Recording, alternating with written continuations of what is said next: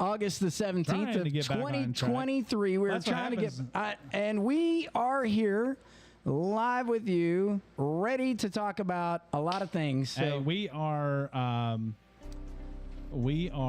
amazing. we are just back in the studio, so Yeah, listen, kind of get ready. we you have know, been used to out for everything, 2 so- weeks. I think now the last live show you got was at Fancy Farm, and we're ready to highlight a lot of things that came out of that. We gave you all the news that's the news across the nation. As long as you had your windows open, you were broadcasting and helping us broadcast over 200 feet. We're super excited about that. So if you Yeah. tuned in or you replayed it from your tablet at bedtime, great. But you know what you know is that you got it straight, right? That's from right. us, the mean truth. We No put it- commercials, no advertisement. That's right. It was straight, raw information coming straight to you. You get to decide what you thought about it. We sat back and had a great time. We did. I got some And- things to comment about it tonight, though. I'll Oh, tell you well, that that's for sure. good. So why don't you get us started then? Well, I'm going to tell you that from the get-go, I think both sides were very well represented. I think that it was very cool that Andy Brashear bust a bunch of teachers down from Louisville so that they could have a presence. Otherwise, they could have just done it on their own. But they were there, they were present, and definitely there is a teacher impact in this election because one side believes one thing and one side believes the other. And I promise you that from the Daniel Cameron side, I'm sure that teachers' jobs are going to be safe, but for citizens like myself, I want school choice, and I'm okay with that from the Republican standpoint. And I don't think that that's actually a bad thing. Because, I don't. because when you think through that, if there are if there are more schools out there, then there are fewer. There are more teacher positions, which puts them in a better situation.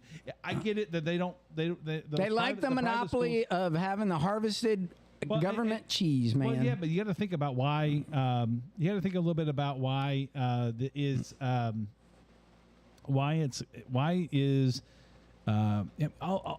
back in 2019, all that was trying to happen is they were trying to figure out how do we save the pension because we had such a huge pension liability Deficit. that went unfunded for decades. But or underfunded but for that's decades. not any single person's fault. That is the fault of good legislation. Well, I mean, the legislation that the legislature and the governors up through 2014, 15, whatever that was. I think it was 15. They were dipping into the pen. They weren't funding. You call it dipping in, but really, they weren't funding the pension program. They were robbing from Peter to pay Paul. Exactly. So they weren't creating a good business environment in Kentucky so that they could increase the revenues, so that those revenues then. I'm talking about tax revenue, so that those tax revenues would then allow them to fully fund the pensions and things like that. So it got way behind, and I can't remember the exact numbers right Well, I'll offhand. give you an example. In the Army, they went away from the full pension like you would used to get. In fact, they went to a 401k strategy because they found out that they couldn't afford an Army. I just left Texas. Texas is my home state before I decided to plant the flag here. I went back. My alma mater is closing down. You know why? They're building 2 new schools instead of having 3 schools because they would rather spend the money to bring all that. You get more money by stealing them from this school and putting them underneath this school, and now you got 2 schools sharing the money instead of 3 schools sharing the money. Yeah. And different parts of the county benefiting from it. I don't know what that long-term But let's talk about the Army for a second. Why the Army did that? They couldn't afford it anymore. But they didn't stop paying the pensions of the people that came before, the veterans that came before. No. They're funding that, but now going forward. That's right. That's the Ford State and plan. that's really all that the Kentucky legislature was trying to do in 2019. That's exactly right. 18, 19. And for some reason the teachers got upset about that, and I think it's just bad messaging because we're trying to save the pension program. We're trying to save the teachers for the teachers that are already grandfathered. So we're trying to save because if you don't fund it, then it's all going to go away. And which is what happened in the Army. Now, to the credit of the Army, they didn't get rid of. You still can get a pension, but you also have to primarily focus on your 401k strategy. Yeah. Oh yeah. Absolutely. I mean, you have you have to, but you have more control over your 401k. You know, I have my 401k, and if I decide that I want to take a risk on something, I can sell one of my mutuals, and then there's certain stocks and things that I can buy. But this is my problem, right? First of all, if you're a teacher out there and you watch the show, I'm going to first of all say thank you. Yes. I don't think you get thanked enough for the job that you do. But the role of the teacher in society gets overlooked, and society doesn't give you enough credit. That's a societal problem, not a government problem. It's absolutely true. And that is the problem we have. And I'll give you an example. A friend of mine swore in when she earned her law degree and passed the bar. And do you know that in that bar situation, they said it is honorable to be a politician, a doctor, a lawyer, or somebody who has served in the military. And I thought to myself, as I'm witnessing this happen, and this is at the Supreme Court of the state, swearing these people in, and I'm thinking, wow, how selfish of you to think that they got there all by themselves without the thought of a single person who sacrifices every day to teach our children, the teacher. And I would have honestly thought that they would have said that at the state level, they would say that that's an honorable job to do. It's not treated as an honorable job. People like me, I appreciate you. I really do. I think that you're underpaid personally.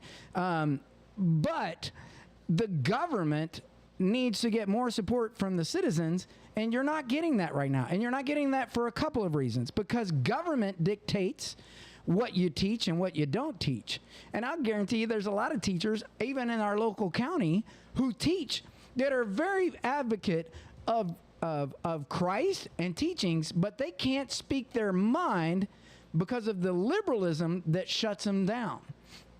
The inability to live their core values in the church or in the school environment, and they're subjected to living the values of these other things that are presented that we've talked about on numerous occasions. And I think that is crippling to those teachers. And it also allows the cycle to continue to repeat itself and then convert our children into thoughts and patterns that we don't need to be teaching. If we could just focus on the arts, science, math, English, paragraph comprehension, all of that stuff, so my kid can come out and learn something from the public schools, I would say great. And I'm going to say this too. This is why I believe in no disrespect to any teacher at all, but this is why what I think is wrong with the public school system, not the teachers, right? The system. And I think that's a big part of what happened in before is that it's you can't say it's not teachers. Teachers as an employee are going to want to do. They want to get as much as they can, like all of us do. They should, and they should go after that. But at the same time, you have to look at the big picture of, well, today is today. If you want this for tomorrow, if you want the next generation to have anything close to what you have, then we're going to have to make a change because you can't stay in that cycle. No. There's only been really there's only been one or two generations, I think 2 generations of retirees where you had vast jobs that offered a retirement. Yeah. Right? Nowadays, yes, the unions do. The unions still offer that, but at a cost. But at a cost, it costs a great. It's not the union paying that; it's the employer has to pay that, and that's the employee and the employee. Now, I'm not begrudging them if you can make a deal to get that amount of money, then that's what it's about. I am all for your ability to go and and collectively bargain for a wage, but don't. There's has to be a point where you can't do that anymore. The pie doesn't split. Well, it doesn't grow. Let me go back to the system, though. Okay. So here's my problem with the system. The teachers are forced to educate based off of the system's guide and direction. while they know in a lot of situations, they're just basically stuck having to go through the motions when they know they want to do so much more. And there are teachers that are shining beacons of light, especially in difficult areas. I mean, you could probably go on Netflix and pull down 1 million great teacher stories that have turned around, very difficult situations and stuff. But my point is, I'm going to give you an example right now. I can tell you that on a daily basis, after serving so many years in public schools, traveling around the country, looking for talent to serve in our military, I can tell you that folks who are state tested with a GED, I have seen more folks that have state tested with a GED that fell out of school because they got lost in the mix. They weren't necessarily your normal average person that would just do what they wanted to do. But they went and got their GED, and they would score exceptionally well on the military, the ASVAB test, which all the services use. And they test for enlistment or officer or whatever. They base it off of paragraph comprehension,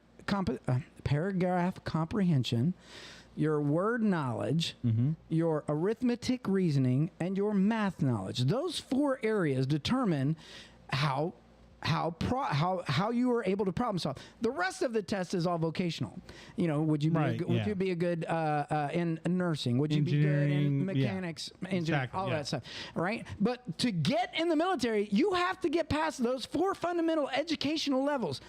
English and math, okay? You with me so far? I am. I can tell you that throughout my career, I have seen numerous people that have graduated college that can't even pass the ASVAB test. I have seen numerous people that have graduated high school in honors AP classes, and they can't pass the ASVAB test. Do you know why?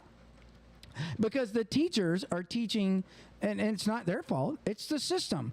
We need you to pass a test. We use a calculator on the test. Nobody learns the fundamental processes of all that stuff, which the Army and the military service is not going to go away from. And they don't learn, all they're learning is how to take a test. And even then, when they need to perform, they don't have the necessary problem or cognitive skills to problem solve. The problem solving is what's missing. And what math became a memory exercise. That's right. Right. And I'm not saying you don't want to memorize it's not a bad, I don't think it's a bad thing to memorize your times tables and things like that. So you can do that math quickly. I remember learning how to do the nines on my hand. Like, oh yeah. Yeah. 1 times 9 is 9, what I mean? So we, but when you look at, if you look at the education, where we are with education, it became a memory. And it's back in the day, and I used to do this. I saw this. I say back in the day, but it was YouTube was out yesterday. So, I mean, it's back in early YouTube days. My troubles were so far I saw a video that really. And by the way, you can get a great education by simply going and watching YouTube videos. Yeah. I know people are a little afraid of that, but if you, I'm not saying that don't go to college. I'm not saying any of that. What I'm saying is, you can enhance that education by purposely going out and looking for things, right? Yeah. And I'm a naturally curious learner. I want to learn new things all the time, and so I constantly will go and watch different math and different programming YouTube videos because I want to understand what the modern language computer languages are, and I like to go back and brush up on math. Yeah. And so one thing that they talked about in this video that really struck me is think about like this. Everybody knows like pi r squared, right? Circumference of or 2 pi diameter. squared. Yeah. 2 pi squared is the no, it's pi r squared, right? So pi r squared is diameter of the circle. 2. You done messed it up, Ron. I did. Oh, you totally lost it. Everybody doesn't know it. Mark doesn't know it. No, I'm just kidding. He's having a flashback. I am. But pi r squared is the area of a circle. That's right. Right. So if you think about that, so But how did somebody think if you didn't know that from geometry class, right? Or have learned that fundamental. Or if you hadn't learned how to figure, if you look at a circle and say, okay, well, how would I figure that up? I've been told this. I would tell you that there would how be, do I prove that that's they would have to get down with a measuring tape, and I could see it. Here, you hold this right here. I'm going to measure from here. We're going to take it 1 inch by 1 inch. But wait a minute, that corner where the circle is like a little curved triangle. Well, how do we account for that curve? Yeah. All of that comes into play, that's pi. and that's where pi came in. Right. It accounts for the curve. But if you needed to take a circle and figure out the area, we should have Gabe on this show because he's the mathematician. Yeah, that's true. That's true. He's the math teacher. But if you think about this, this is not a math question. This is a problem solving question. How do you, if you looked at a circle and you did not know, right? Pi r squared is the formula, right? So the first person that ever did it didn't know. How would you figure that out? And granted, right, it's what it is. But my point is if I want that level of education for my child, this is where, Andy Brashear and, oh my gosh. It's the Mark disease, so. Yeah, I know. No, thanks, Mark. I appreciate it. Daniel Cameron separate themselves. And I want to be very clear. If you are listening to this show, Daniel Cameron is not trying to kill teachers' jobs. It absolutely is not. One, he is not trying to kill teachers' jobs. Two, he is trying to protect the pensions that were promised for those teachers that were already in existence before they found out that there was a problem. Absolutely. Two, the state can't afford to keep giving a pension. Now, the unions want to tell you that they should owe you this. If you get a brand new teacher this year, there's no reason why we can't start a new pension plan for those teachers under a different circumstance and repair what was promised to the people before. That's right. So we can save what was promised. Save what was promised. And move into the future. But come up with a way that we can afford to and make a keep new you. promise. That's right. But don't try to keep putting Band-Aids and lipstick on a pig that can't look pretty moving into the future if it can't be done. Otherwise, you're going to ask people to raise taxes to support a system that a lot of parents don't support. And this a That's system, true. not the teachers, a system. And let me be careful because there are a lot of great teachers. There are so many out there, and y'all have a wonderful heart, and I appreciate you. But if I choose to send my sons or daughter to a school that I think can do a better job for them and their talents, and it's privatized, I'm sending all my tax money to you, but now I'm paying out of pocket for this school that is having to do it from grassroots. Why shouldn't they be able to get the tax dollars if they produce a better program? And here's my argument why I think that is fair. When they opened up opportunities for colleges to open up across this country, they lit up like lighthouses. Yep. And a lot of them did a disservice to a lot of college students where they took grant money and all that other stuff, and they didn't really produce an education. I'll give you an example, was DeVry. DeVry had produced an education, and then all of a sudden they went belly up because they started not being of value or meeting their accreditation credentials. Correct. And they were just taking people's money hand over fist, and then employers did not want that credentialing anymore.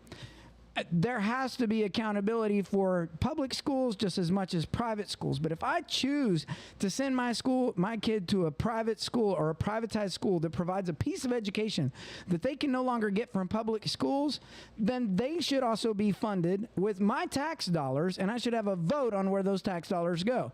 That is what Daniel Cameron is saying. Now, the unions don't like that because that takes away from the purse pockets of those schools that I necessarily don't agree with. Now, for the record, we're in a smaller county. I like Meade County schools. I don't have anything negative to say about Meade County, and that I'm a product of Meade County schools. I don't think that necessarily applies to our Meade County situation as it does to other school districts within the state. So this comment is broad-based for the state, not for necessarily Meade County. So if you're a local and you listen to the show, I want you to know from me, Steve Lake, I'm not criticizing the structure or necessarily all of the system of Meade County. This is a blanket statement for Kentucky and its citizens and why I feel the way I do about it based on the facts that I've provided in this podcast. And you can go look that up. All the information I've already said, it's out there. You go look it up. And the facts are real, folks. You would be surprised at how many people, if I was to test 100% Meade County School or Jefferson County School or any of these other schools on the SAT or the ACT, and then I would test them on the ASVAB, I would guarantee you that they would have more people pass the ACT than they would the ASVAB because they get to use a calculator on the ASVAB. They don't get to apply their problem-solving skills because they don't know it when they take the ASVAB skill test because they only learn how to do it on a calculator. So, I agree with you. I agree that, and that's part of that's why we were talking about the. That's why we were talking about, the problem-solving skills, right? Yeah, and it's a skill that's missing in a lot of industry today. Mm-hmm. We have that, as a lot of you know, my full-time job is not Mm-hmm. radio commentary. It's not my wife's embroidery business. My job is quality engineering, quality management, and so. And we look around, and one of the biggest things that we see is when you're trying to solve a problem, Mm-hmm. right? Quality is about identifying a problem and eliminating the root cause. Root cause analysis is a big problem. Yeah. Because people don't understand how to actually, people are not seeing how to actually,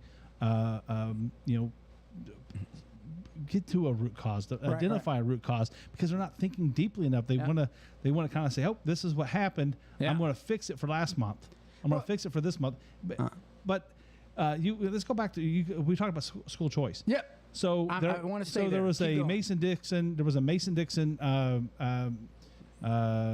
survey back in February sometime, January, February, March, in the first quarter of this year, and it said 54% of Kentucky voters, parents, are in favor of a school choice, not just a school choice bill, but a school choice constitutional amendment.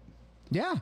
And they want to make sure that not only that it's a bill, but they want to make sure that it's Funded.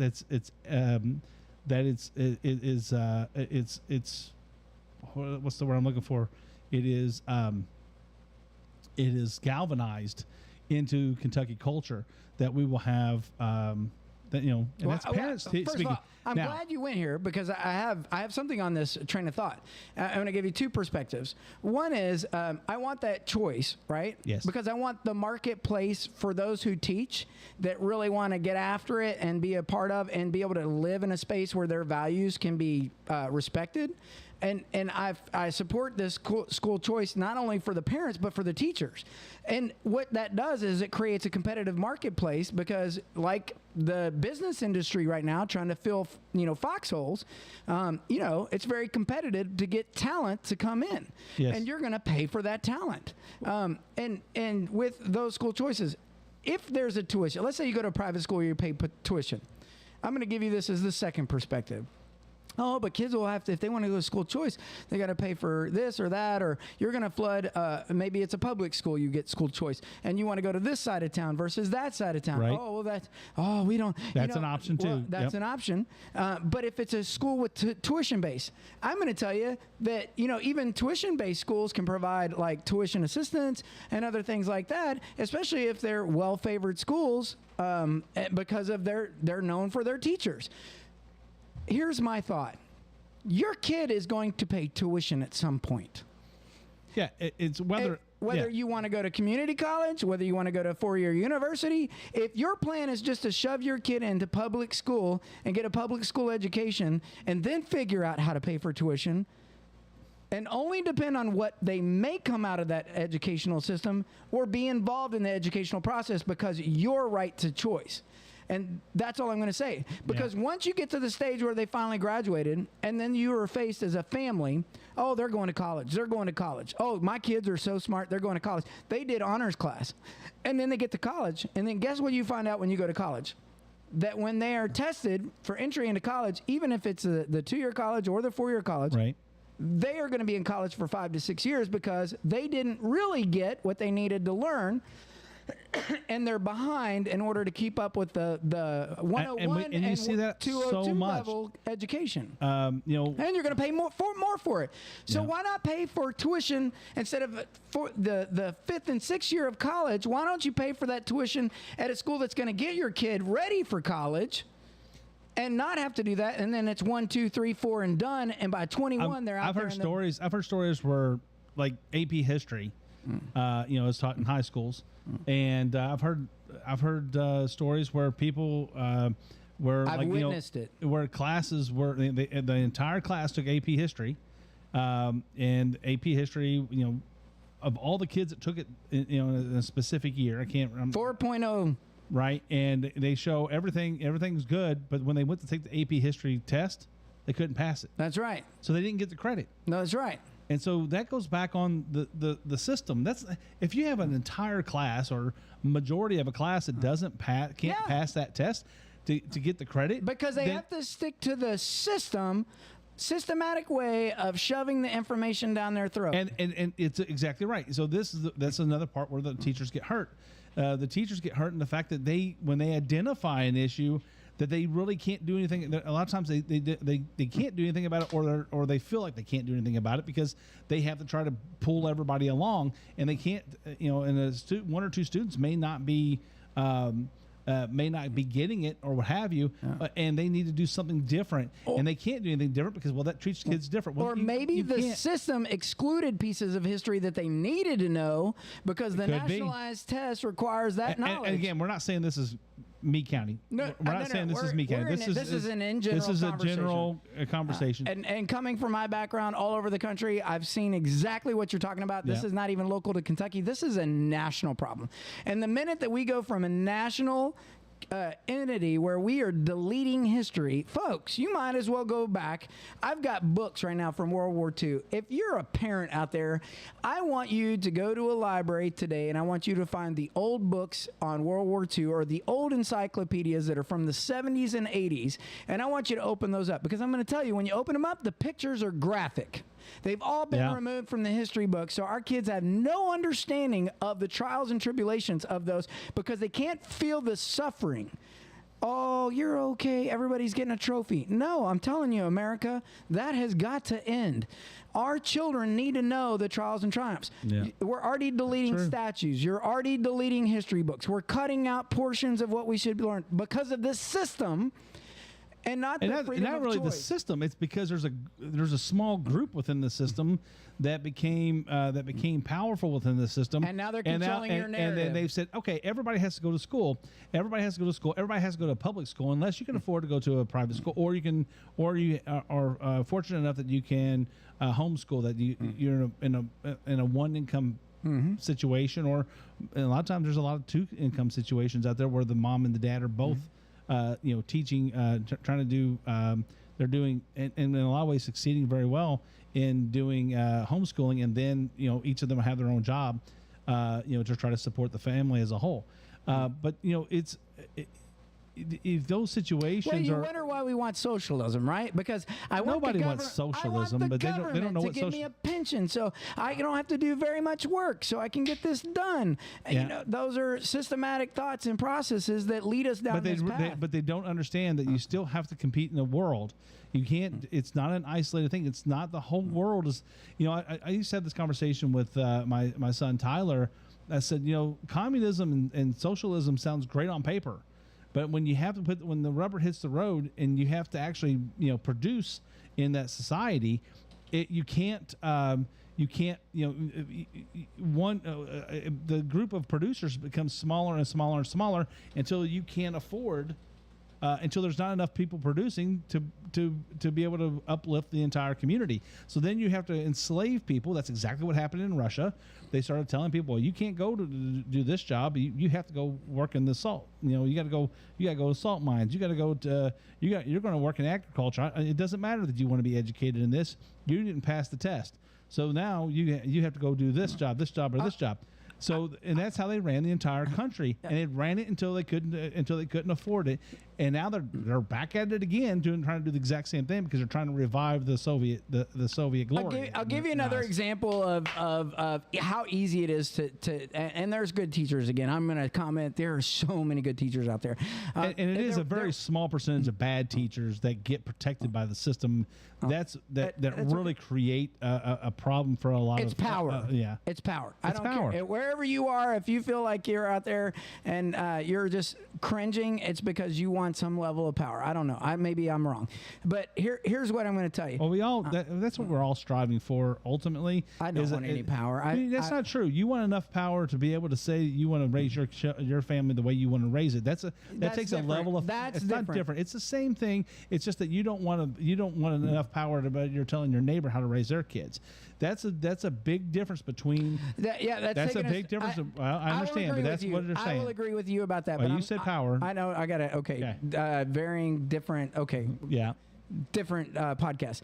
I will tell you, there was also a viral time where I thought it was really great. This probably came out 4 or 5 years ago, and I remember reading about this professor, and I won't say which university, but he had an entire class that was all bought into socialism. This is a college professor, right?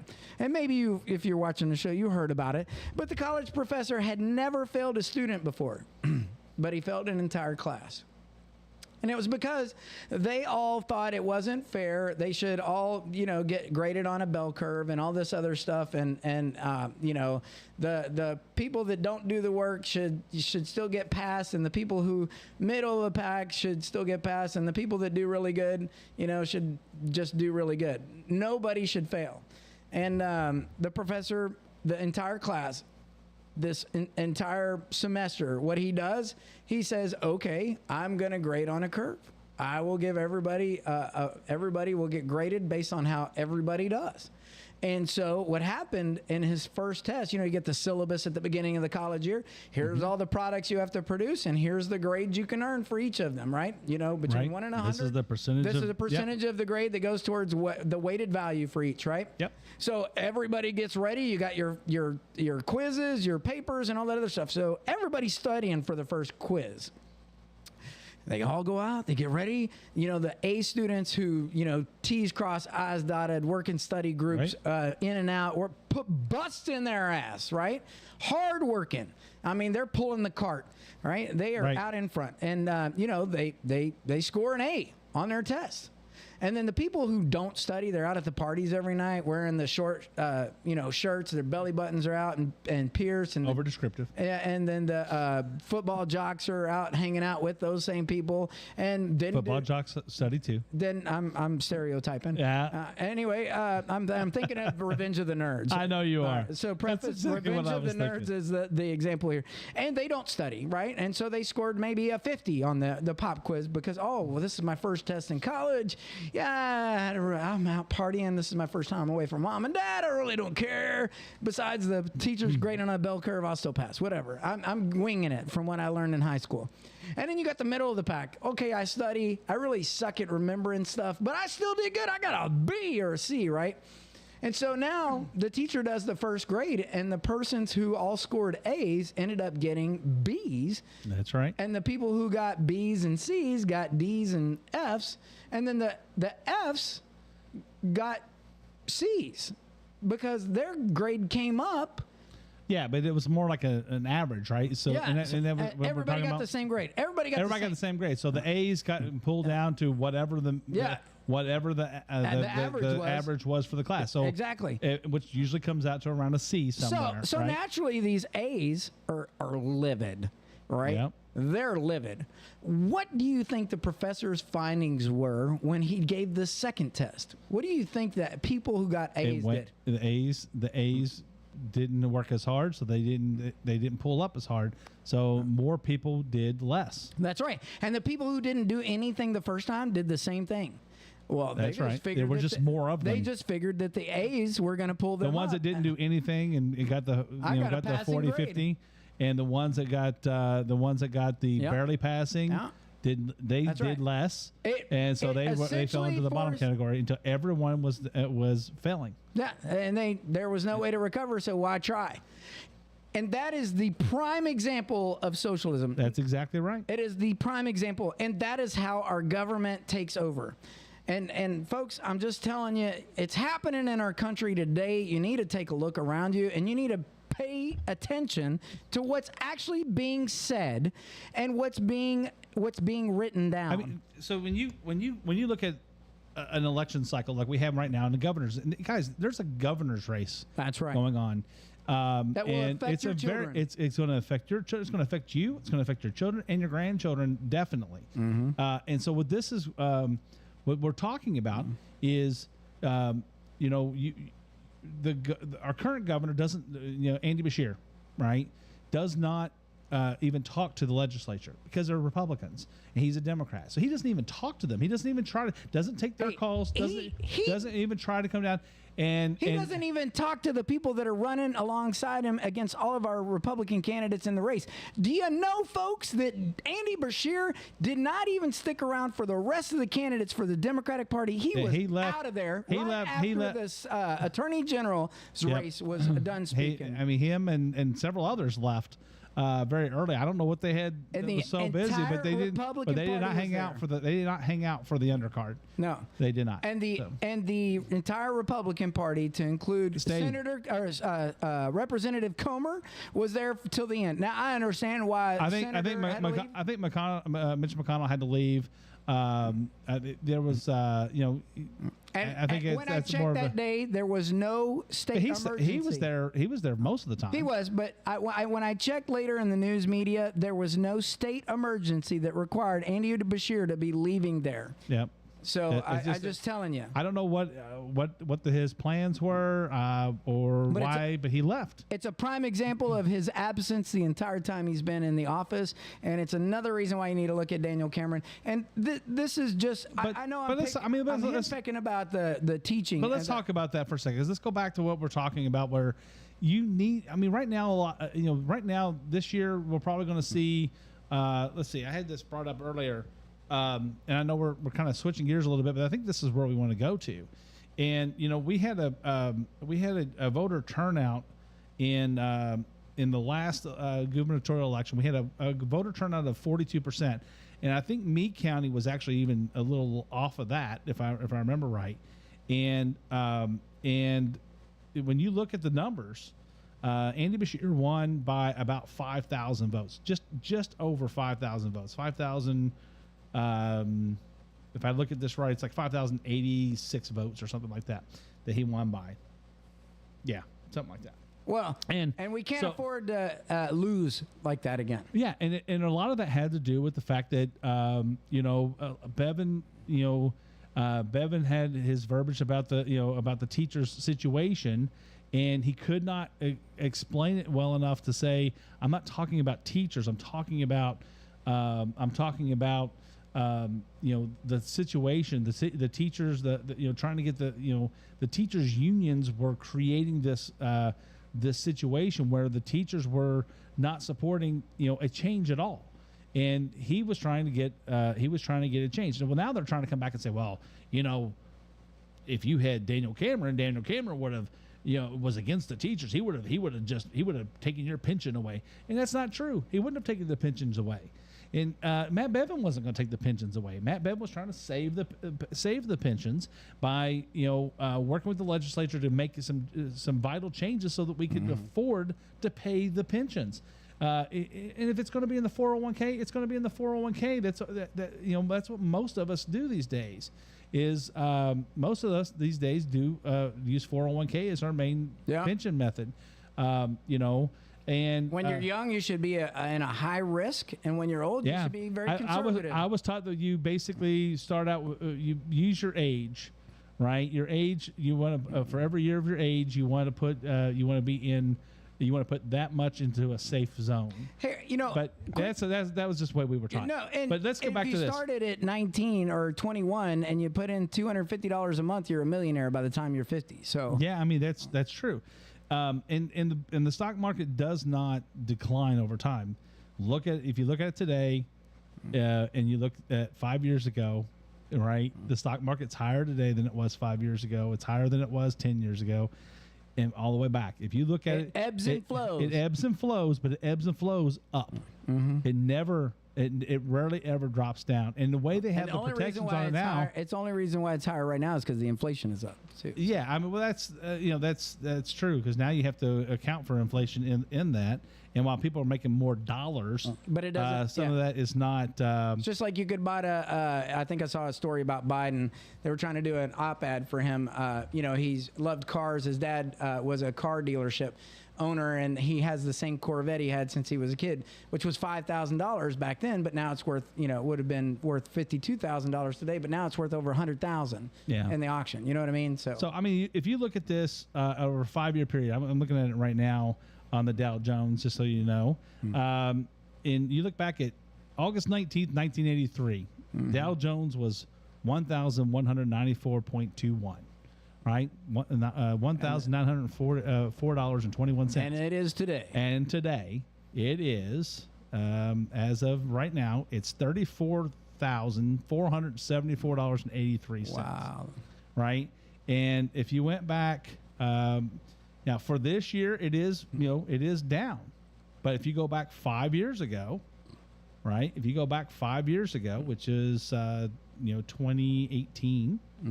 Be careful, somebody will use this as a Biden tool. Biden's one to drop it up. I mean, it's been down since Biden's been in, but it's been up for a 5-year period.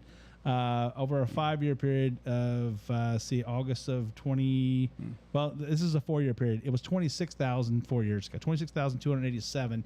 August 9th of 2019, and today it is 34,000. So, I mean, it's still it goes up. Now, if you buy something today, it could go down tomorrow, right? And that's true. Especially when we talk about commodities. But generally, over the long haul, it makes money, and you have to put it. That's why you diversify, and that's why the 401k works. But you have to put it in.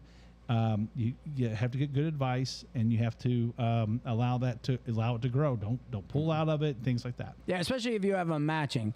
So if your company or your firm matches. I mean, that's a big problem now. Is a lot of companies aren't even matching anymore. That's right. And that's a problem for me. Because they're not giving the pension. The 401k wasn't answered the pension, but we're going to give you a few.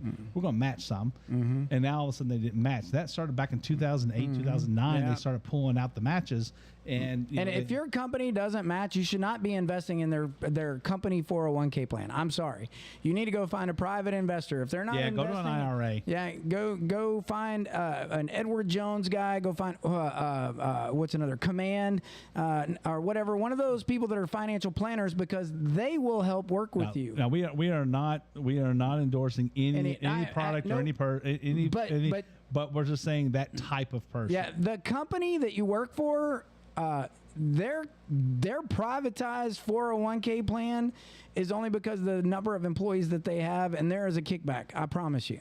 So the benefit to you going to a private investor is having a sound counsel on investing your money versus some automated telephone system that doesn't personally work with you or to help you achieve your financial goals. But anyway, at the end of the day, I just want to say for this podcast, I'm glad to address my thoughts based on some experiences that I hope that you can utilize for your toolkit. But this is why I'm a fan of Daniel Cameron. This is why I'm not a fan of the system. And its approach to governmentize, how our children are raised. I'm sorry. That's right. I mean, the problems we have with education today is it's not teachers, it's what's being taught. And the teachers are their hands are being tied on what they have to teach. Do your job. They're not allowed to have their principles. They're not allowed to share teach their principles. They're not allowed to share their values. They're not allowed to. I mean, they're hamstrung all the time.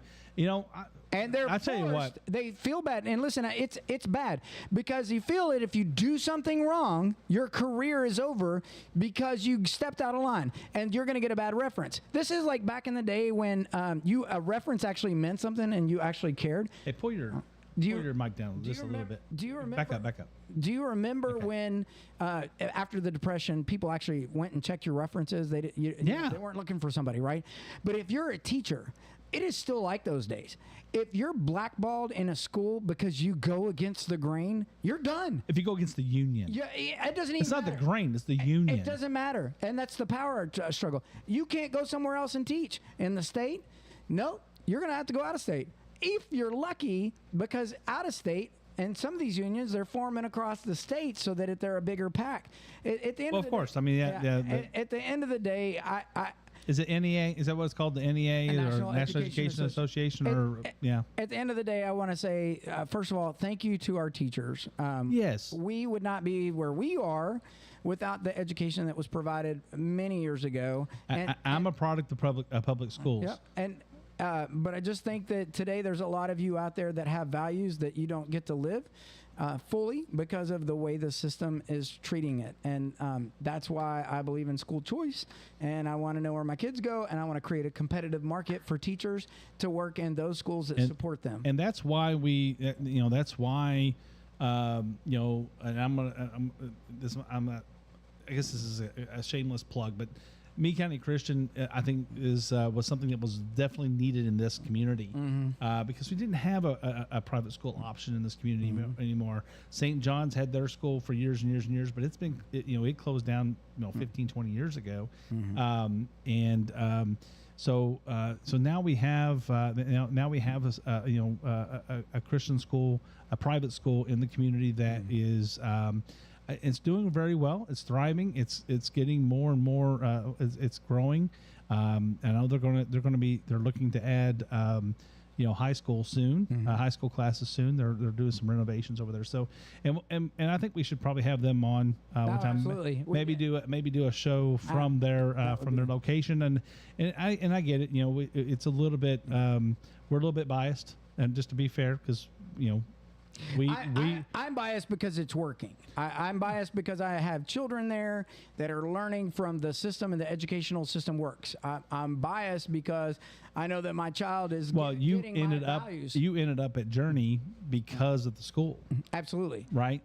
But I also know that what I want my child to learn, not only from the reading, writing, arithmetic, and everything else, the spelling words. I mean, they were already floored at my son's spelling ability, and now he's very much advanced in his class. I think as far as his ability to read and write and it's a spell. focused education. Yep. So they're focused on the content, and they're focused on the child. So the child is, but my child 15 to 1 is about the max ratio, and I think it's even less than that right now. But I think Depends on that's the class they're in, but I would say that I'm very happy with the teacher-student ratio, and 2, I'm also happy with the values that are being taught in the school, because my son hears about God, and I'm okay with that. And the teachers that are there, I'm more than okay with. Yeah, and the teachers that are there get to teach not only the curriculum, but do it in a way that it's not a systematic approach. You very much have the flexibility to teach the content in a way that is meaningful and helpful to the students. And so that's my point. But for tonight, if you want to go back, you got to go back and look at Fancy Farm. This is just one piece. Obviously, it took up a whole segment, but it's one piece that I'm proud to talk about because I've been running into this a lot. It's been on my heart to talk about. I want to say thank you to teachers who take on the role of being a teacher, but to parents and voters, I think we owe it to our children to have a competitive marketplace for all teachers, and that if your tax dollars, you should have a choice of where your tax dollars go based on the choice of where you want to send your kids to school.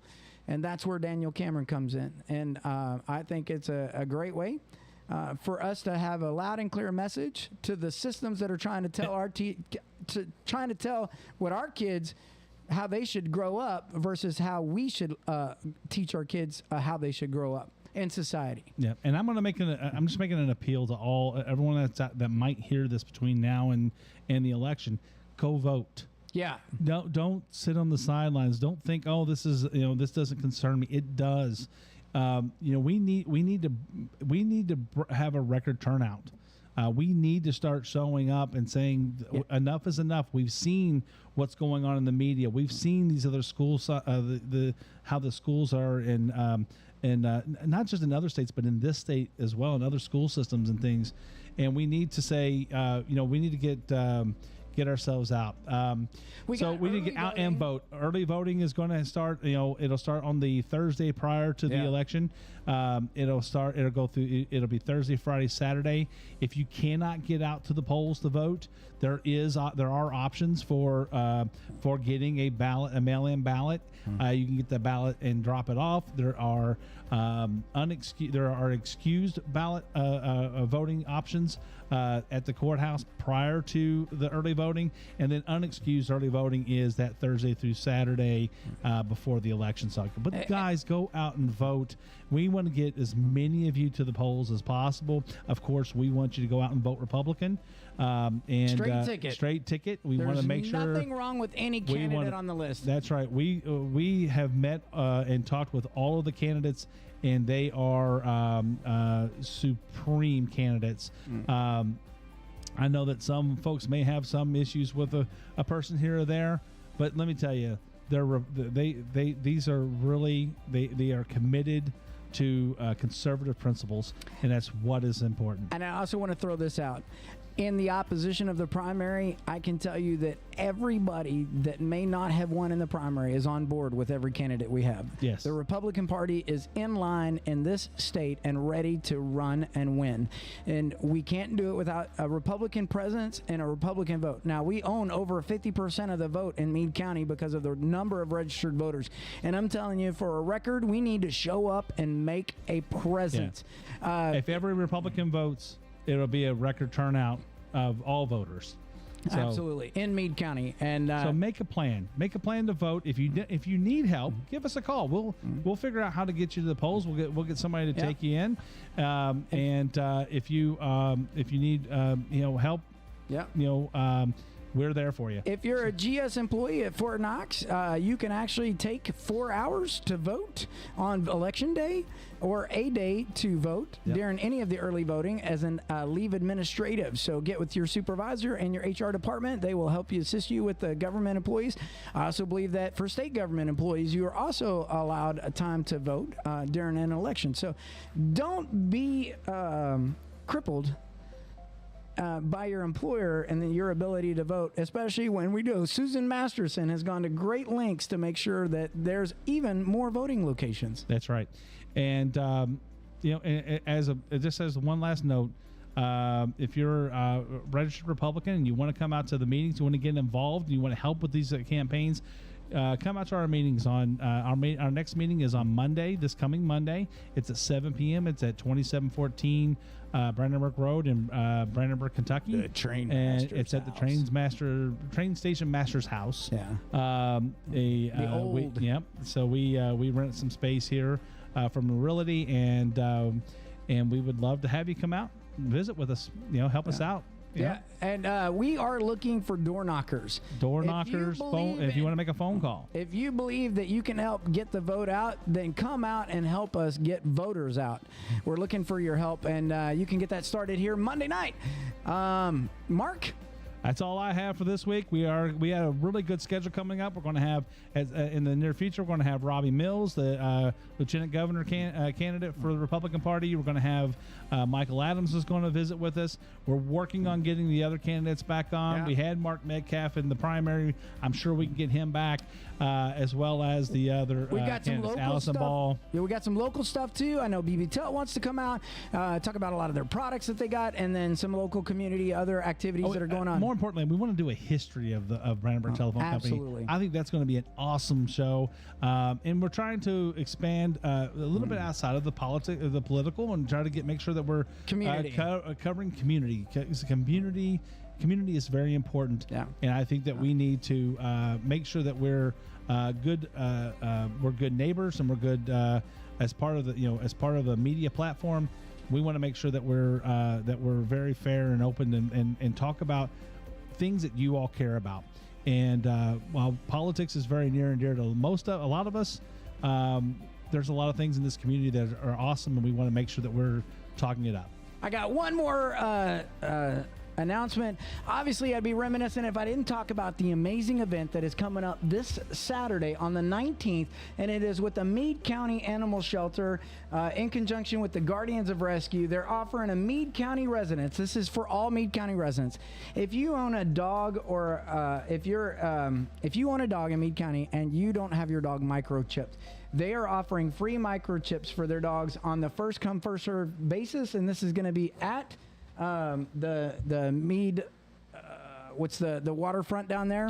Yeah, it's going to at the Riverfront Park. That's it, Riverfront Park. It says 2023, 24, or the dog tags for the dog license for Meade County will also be available for purchase for $5 from the MCAS. And this is a requirement actually from the Meade County Ordinance. And then the Meade County Shelter will also have dogs and cats available for adoption. Come see the wonderful dogs and cats and consider giving them a wonderful home. Again, this is going to be a great event, and there's also a fundraising event. So if you want to contribute to the Meade County Animal Shelter, then Pets in Needs and Guardians of Rescue are going to be there in support to help out our local shelter. Very cool. So that'll go up, and look forward to seeing you guys out there, and we look to seeing you at our next event. I got one last thing that I wanted to bring up, and I totally forgot until you brought that one up, is today at the Chamber Luncheon, they talked about, we heard from ECTC school president, and he was out there talking about Family Scholar House. And I think that if you all can go out to familyscholarhouse.org and check that out, I think it's an awesome program, and I'm hoping that we can maybe be able to get them on the show at some place in the future. That would be super awesome. Listen, folks, we love you guys out there. I just want to say have a great evening and good night. Good night. From the truth, the me.